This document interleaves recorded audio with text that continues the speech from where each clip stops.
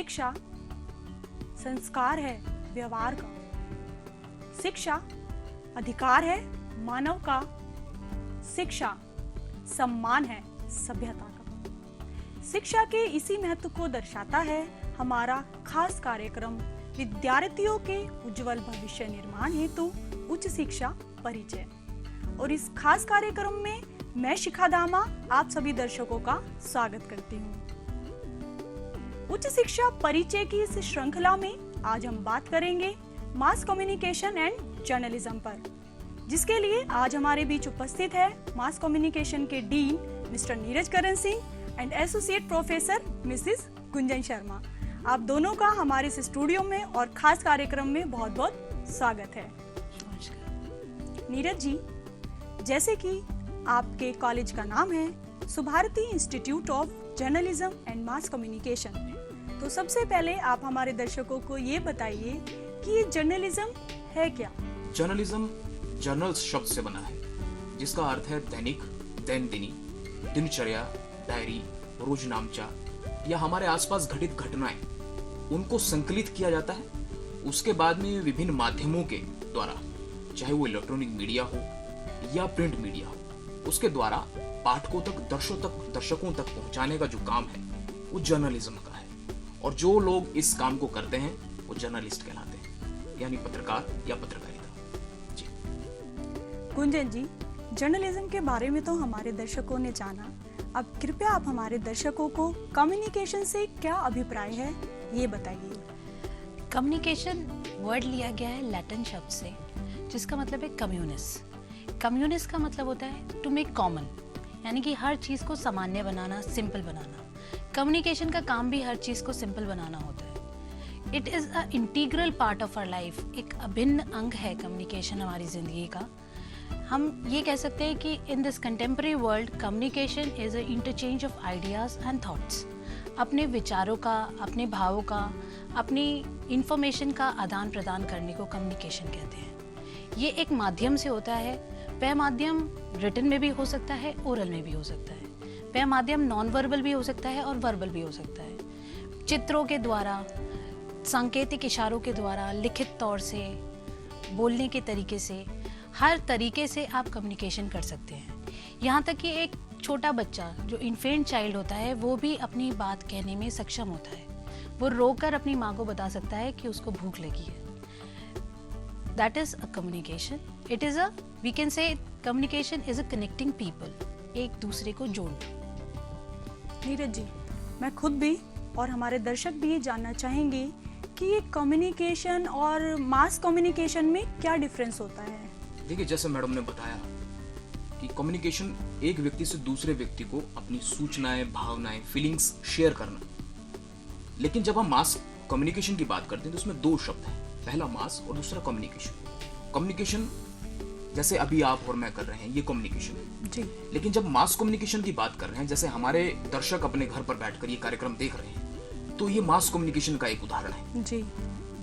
अभी हम जो बात कर रहे हैं वो आप और मेरे बीच में कम्युनिकेशन है, लेकिन जैसे ही ये हमारे टेलीविजन के माध्यम से हमारे दर्शक इसे देखेंगे तो मास कम्युनिकेशन का एक उदाहरण बन जाएगा। मतलब मास कम्युनिकेशन में जो भी हमारी सूचनाएं, हमारे विचार, हमारी भावनाएं एक माध्यम के द्वारा, वो इलेक्ट्रॉनिक या प्रिंट या एक भाषा जो आप और मैं प्रयोग कर रहे हैं, एक भाषा के माध्यम से अपनी भावनाओं को व्यक्त करना एक मास तक, एक ऐसे ग्रुप से जहां हम पहुंच नहीं सकते हैं, जिसको आंक नहीं सकते, जिसको गिना नहीं जा सकता, लार्ज ग्रुप ऑफ एक लार्ज ग्रुप तक, वहां तक अपनी भावनाओं को, अपनी सूचनाओं को, अपनी फीलिंग्स को व्यक्त करना किसी माध्यम के द्वारा, ये मास कम्युनिकेशन है।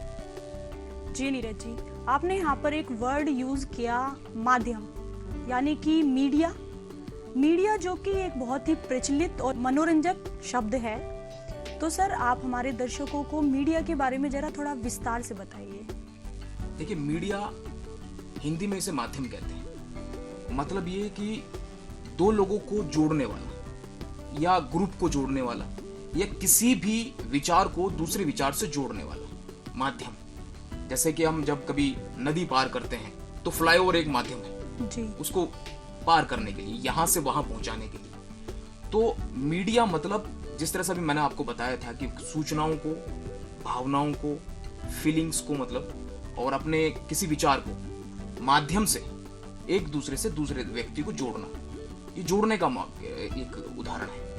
और जब हमारा ये आधुनिक मीडिया नहीं था तो परंपरागत माध्यम थे, जब हम एक दूसरे से बात शेयर करते थे, जैसे हमारे राग रागनियाँ, हमारे नाटक जो हुआ करते थे जी, ना नौटंकियाँ जो हुआ करती थी जी, और जो मुनादी का जो ढोल हुआ करता जी, बिल्कुल, वो सरकारी या जो उस वक्त के राजा थे उनकी बात को प्रजा तक पहुंचाने का एक माध्यम था। लेकिन जब हमारा आधुनिक मीडिया आया तो एक ऐसे ग्रुप तक हमारी पहुंच गई कि जिसको हम आंक नहीं सकते हैं। और ये जो मीडिया है जो कनेक्ट करता है एक बड़े ग्रुप तक जी, ये जो है ये मीडिया कहलाता है और ये माध्यम है। गुंजन जी, मीडिया के बारे में तो हमारे दर्शकों ने जाना, अब हमारे दर्शकों को आप मीडिया के विभिन्न स्वरूपों के बारे में अवगत कराइए। जैसा कि सर ने बताया कि मीडिया एक पूरा मास को संबोधित करता है, पूरे समूह को संबोधित करता है। वह समूह से अगर हमें बात करनी हो तो उसके विभिन्न स्वरूप प्रिंट से हो सकते हैं, इलेक्ट्रॉनिक से हो सकते हैं, इंटरनेट से हो सकते हैं।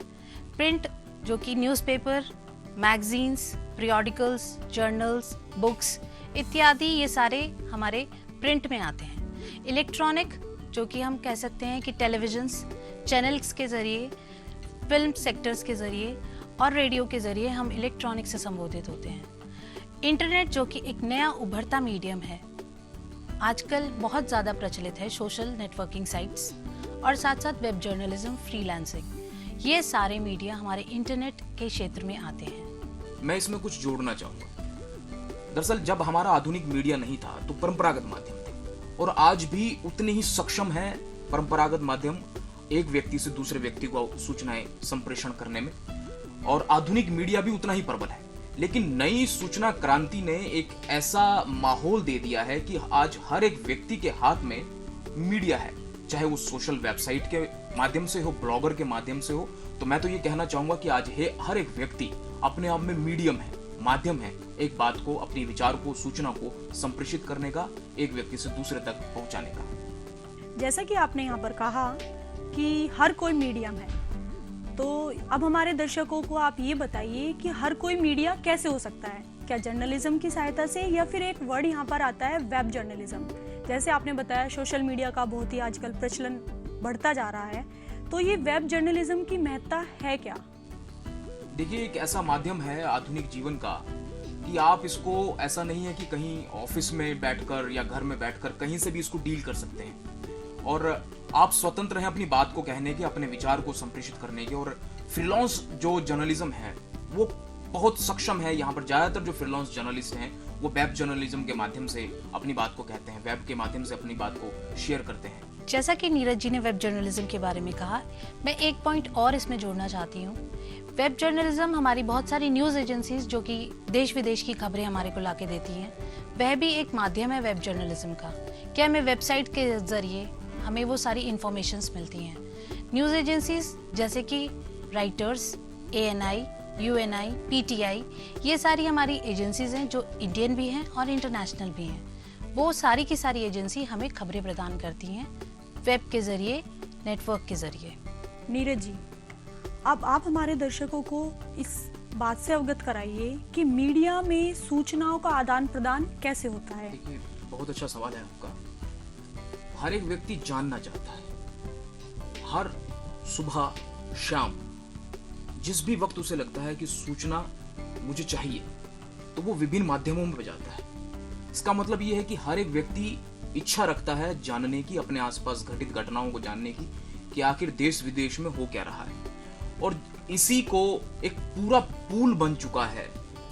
समाचारों का आदान प्रदान हो रहा है, अमेरिका में क्या हो रहा है, दूसरे देशों में क्या हो रहा है, इन सब की सूचनाएं हमें विभिन्न माध्यमों से मिलती है। और ये माध्यम कैसे वर्क करता है कि जैसे अगर एक एग्जांपल ले लें कि न्यूज़ चैनल में कोई हमारा रिपोर्टर अमेरिका की खबर दे रहा है, तो वहाँ पर सीधा हमारे सैटेलाइट के जरिए या दूसरे विभिन्न माध्यमों के जरिए, वेब जर्नलिज्म के जरिए हम अपने हेड क्वार्टर से लिंक हो जाते हैं। यहाँ तक कि जो न्यूज़ एजेंसीज हैं देश विदेश में, उनके इतने बड़े नेटवर्क हैं कि वहाँ से जितनी भी खबरें हैं वो हर पल हर क्षण हमें मिलती हैं। तो एक बड़ा नेटवर्क है। और मैं बताऊं कि जो विदेशी न्यूज़ एजेंसीज हैं उन्होंने लोकल जो न्यूज़ एजेंसीज हैं उनके साथ में टाई अप किया हुआ है। यहाँ तक कि अभी आपने एग्जांपल देखा होगा कि दूसरे चैनल जो दूसरे देश चैनल हैं उनके साथ भी टाई अप इस कदर हो चुका है कि वे बुलेटिन्स में आकर अपनी बात को शेयर करते हैं, यहाँ की साझा करते हैं दोनों के दोनों समाचार चैनल। जैसे अभी आज तक और दूसरे चैनल को आपने देखा, तो दोनों के दोनों मिलकर उसको पूल को तैयार कर रहे हैं, सूचनाओं का आदान प्रदान कर रहे हैं। और ये पूरा का पूरा तंत्र आदान प्रदान से ही निर्भर है, क्योंकि एक व्यक्ति दूसरे व्यक्ति को सूचना देता है और उस सूचना को विभिन्न माध्यम अपने तरीके से सजाकर और फिर उसके बाद दर्शकों तक पहुंचाते हैं। तो एक बड़ा तंत्र है और इच्छाओं, जो जानने की इच्छा है, उन सभी को वहां तक पहुंचाया जाता है जो जिस तरीके से जानना चाहते हैं, जिस तरीके से परोसा जाता है। तीसरा और आखिरी बिंदु है कि मीडिया बदलाव लाती है। बदलाव वो हर एक क्षेत्र में लाती है। किसी के भी व्यक्तित्व को, किसी भी समाज में बदलाव लाना हो तो वह भी मीडिया के जरिए बहुत ही प्रभावशाली तरीके से और बहुत ही बढ़िया तरीके से हो सकता है। ये तीनों बिंदु मीडिया के हैं जो प्रभाव देते हैं बहुत अच्छे तरीके से।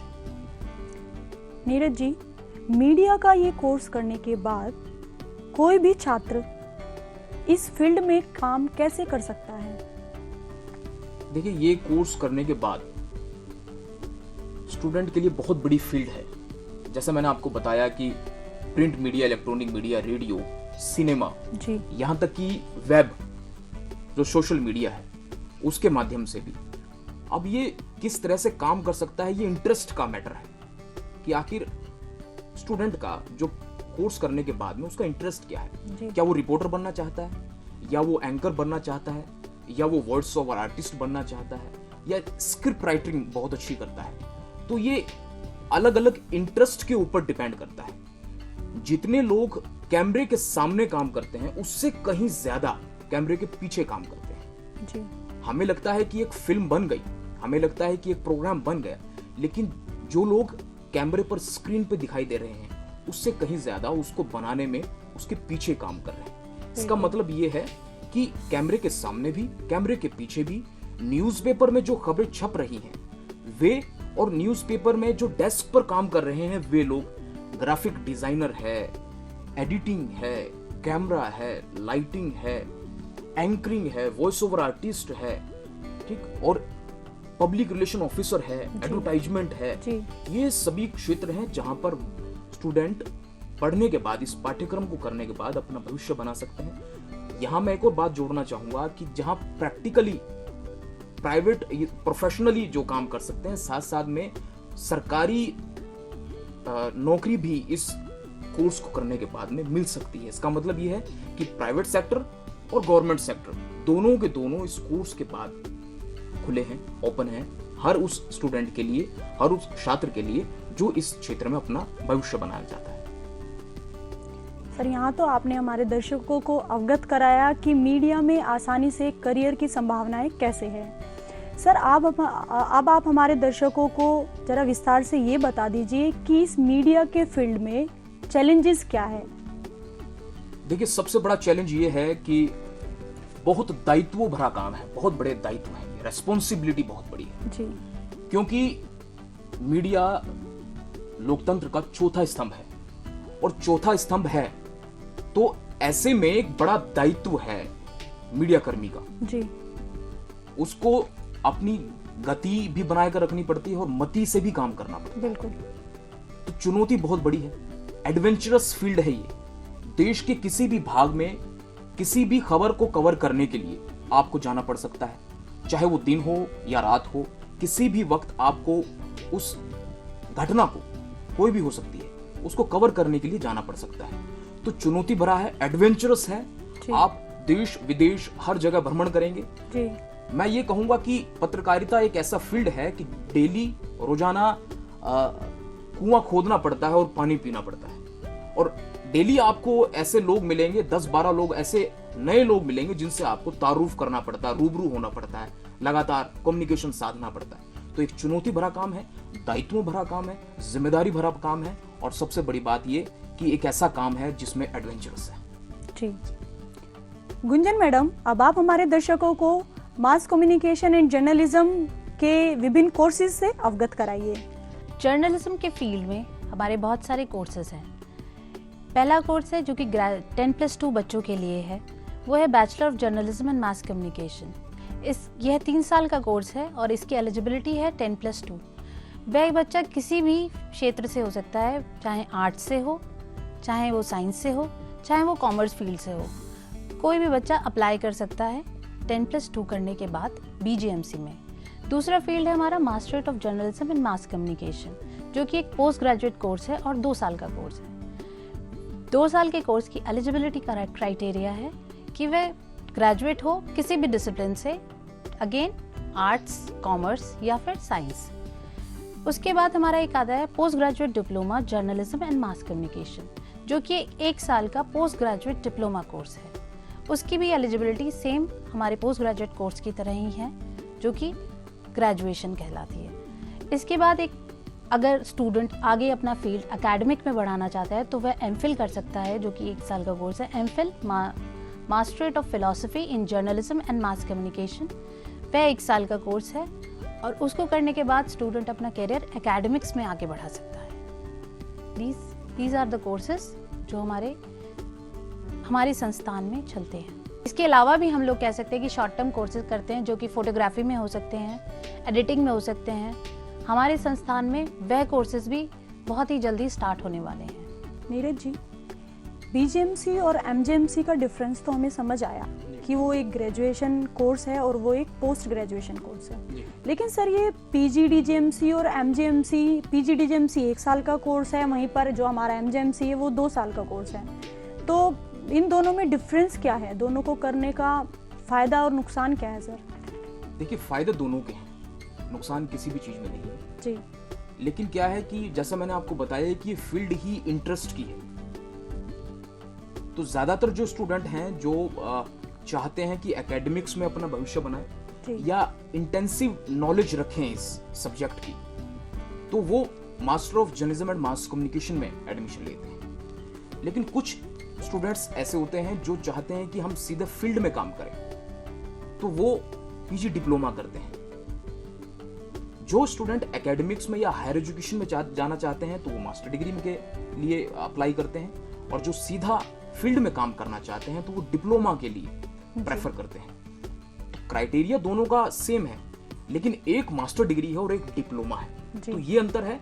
दूसरा फील्ड का है, एक प्रोफेशनल फील्ड में सीधा काम करना चाहते हैं, दूसरा चाहते हैं कि एकेडमिक्स में भी काम हो, साथ साथ में प्रोफेशनल फील्ड भी उनके लिए ओपन रहे।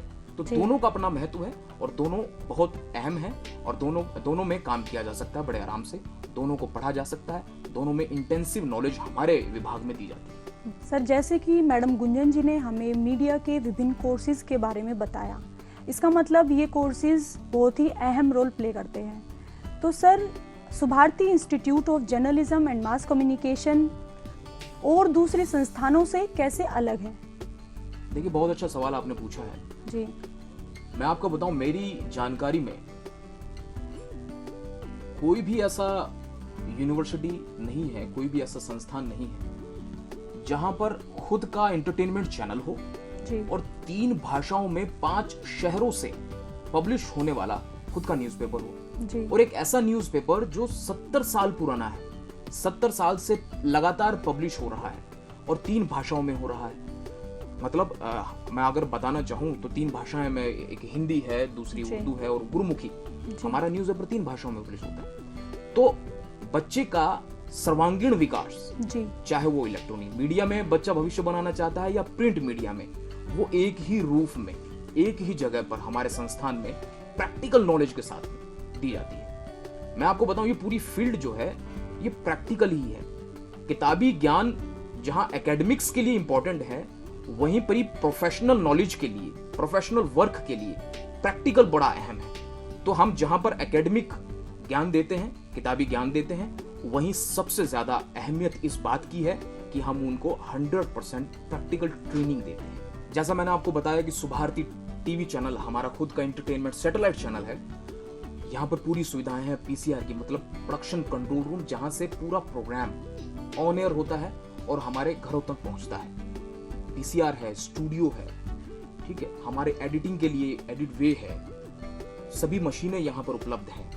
तो सारी सुविधाएं एक ही रूप में हमें मिलती है। नीरज जी, आपने यहाँ पर एक वर्ड यूज किया, एडिटिंग। आप कृपया हमारे दर्शकों को इस एडिटिंग शब्द से विस्तार से परिचित कराइए। देखिए, एक एग्जांपल से मैं आपको, आपके दर्शकों को समझाने की कोशिश करूंगा कि एक सामग्री तैयार करने के लिए फर्ज किया कि एक पेन तैयार करना है, उससे पहले वो रॉ मटेरियल है, अलग अलग रूप में है जी।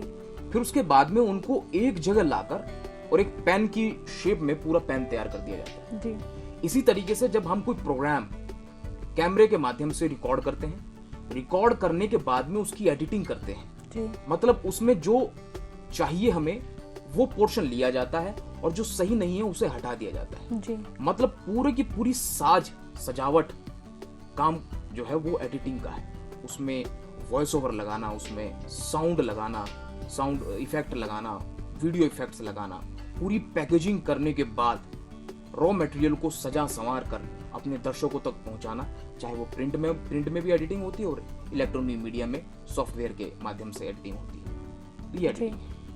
एक टर्मिनोलॉजी हमारी कम्युनिकेशन में भी होती है, उसको कहते हैं गेट कीपिंग। जी।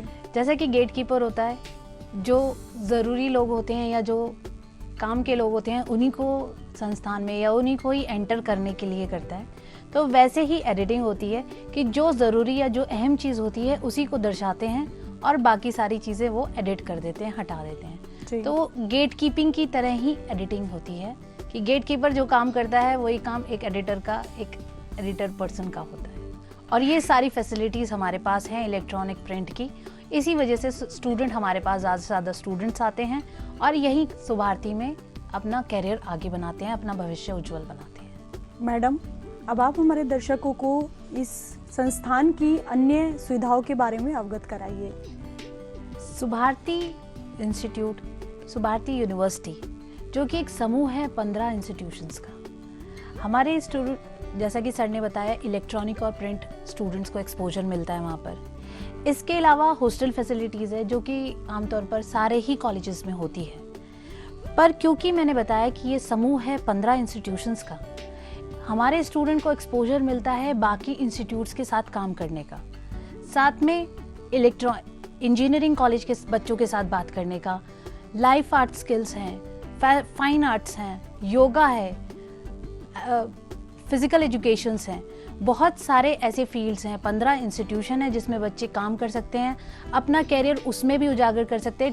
टाइम पर जो एक्टिविटीज़, चाहे वो स्पोर्ट्स की हों, चाहे वो योगा की हों, चाहे वो फाइन आर्ट्स में डांसिंग की हो, चाहे कोई भी कल्चरल सोशल एक्टिविटीज़ हो, स्टूडेंट्स सारे, पूरा सुभारती समूह एकजुट होकर सारे काम करता है, जिसमें चाहे जर्नलिज्म के बच्चे हों, चाहे इंजीनियरिंग के बच्चे हों, चाहे और किसी मेडिकल के, डेंटल के, किसी भी क्षेत्र के बच्चे हों, वो सब एकजुट होकर काम करते हैं। तो स्टूडेंट को एक वर्ल्ड का एक्सपोजर मिलता है, ऐसा लगता है कि पूरा का पूरा वर्ल्ड एक जगह इकट्ठा हो गया है। इसके साथ साथ स्टूडेंट को फैसिलिटी मिलती है कि हमारे मेडिकल की, सुभारती मेडिकल कॉलेज की, जिसमें 1100 बेडेड हैं और टाइम पर स्टूडेंट को वो फैसिलिटी मिलती है कि वो पूरा उसका मेडिकल चेकअप हो सके, डेंटल चेकअप्स हो सके।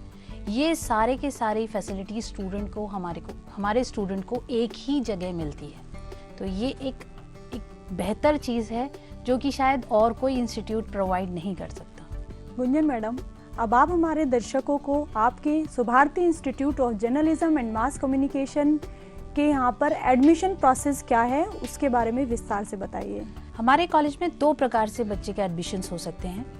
पहला कि स्टूडेंट हमारी वेबसाइट विजिट करे, वहाँ से फॉर्म डाउनलोड करके 1500 रुपये का ड्राफ्ट बनवाकर हमारे को बाय पोस्ट भेज दे, उससे वो रजिस्टर्ड हो जाएगा। दूसरा तरीका कि स्टूडेंट हमारे कैंपस को विजिट करे, एडमिशन सेल से 1500 रुपये का प्रॉस्पेक्टस परचेज करके रजिस्टर्ड करे। फिर एक स्टूडेंट का एक नॉमिनल टेस्ट, एंट्रेंस टेस्ट होता है, उसके बाद स्टूडेंट रजिस्टर्ड हो जाता है और उसकी एंट्रेंस हो जाती है। सर, अब आप हमारे दर्शकों को क्या संदेश देना चाहेंगे? देखिए, मैं एक ही संदेश देना चाहूँगा कि ये फील्ड एक ऐसा फील्ड है जो सोशल सर्जन कहा जा सकता है। मतलब समाज की बुराइयों को, विसंगतियों को, कुरीतियों को अगर कोई जड़ से खत्म कर सकता है तो ये फील्ड है, पत्रकारिता का फील्ड है।